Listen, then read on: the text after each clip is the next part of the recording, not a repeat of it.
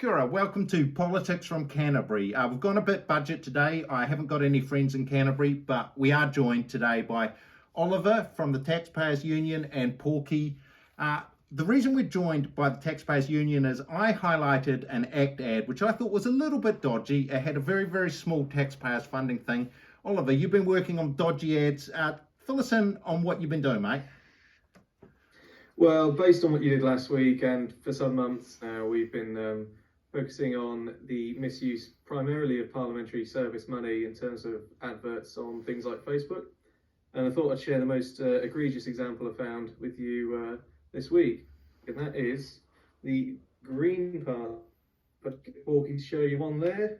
This is an advert from the Green Party that is paid for by parliamentary service funds that explicitly tells people to go and vote Green. We've got another example here. If I take that one off from Porky, I don't know if you'll be able to zoom into that. We'll use the magic of editing. Don't you worry, Oliver. We can use the magic of editing to put these up on screen. Good stuff. So basically what we've got there are three adverts from the Green Party paid for by parliamentary service funds, not even for parliamentary business, but for local elections back in September last year, which is obviously a breach of the rules. It's also a breach of the rules because it's electioneering that explicitly tells people to vote Green. And so far as I'm aware, no one's covered this. I don't know whether the money's been paid back. I don't know whether they've owned up to it to the parliamentary service. And it breaches General guidance, the parliamentary service funding guidance, and the Speaker's directions.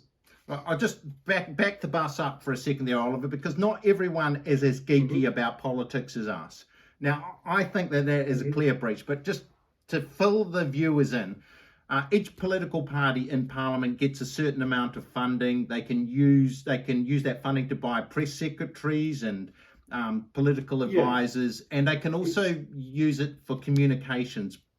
But there's certain rules. It's to assist them in their job, so they can use it for communications purposes, to let people know what they're up to in Parliament, to let them know of new policies. It might be to highlight that they've got a public meeting, that kind of thing.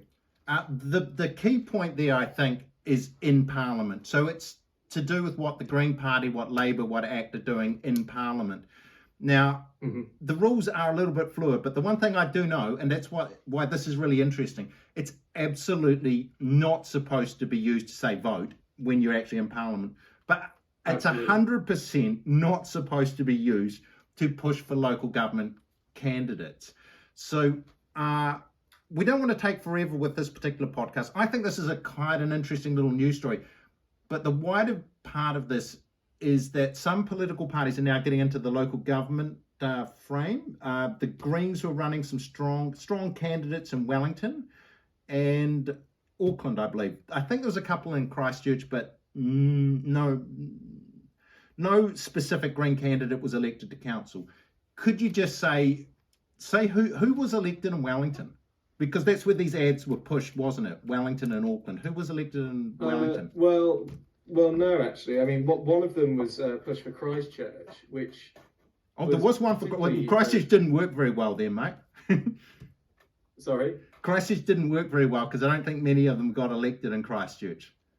Well, I was going to say, that makes it all the worse, really. It's a complete waste of money. But no, I should say these were pulled after one day. So it seems clear to me that they knew what they were doing was wrong. But nonetheless, thousands of people were reached by using the parliamentary service funding within that day that these ads were live. They then re-uploaded them with the Green Party funding instead. It's difficult to say how much was spent on these ads because Facebook only gives you a sort of a broad figure.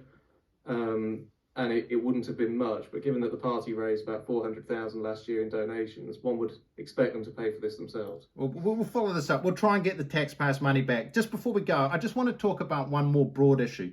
So the Facebook pages are the party's own. So the Green Party has a Facebook page, Labour has one, ACT has one. Yeah. Who actually controls these Facebook pages?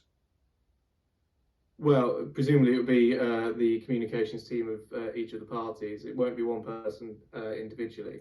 Is it controlled by Parliament? Is it controlled at Parliament, or is it controlled at? Sorry. where is, so I just want to discuss this briefly because I think it's an interesting point. The Facebook pages have come up post really the Auditor General's report in 2006 in New Zealand that looked with this. Where are the Facebook pages based? They're party Facebook pages, but are they controlled by people working at Parliament? It will be wherever the authorization is on the bottom of each graphic.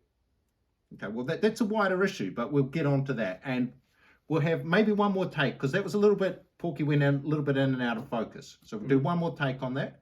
Thank you. Thanks, Oliver. Thanks, Porky.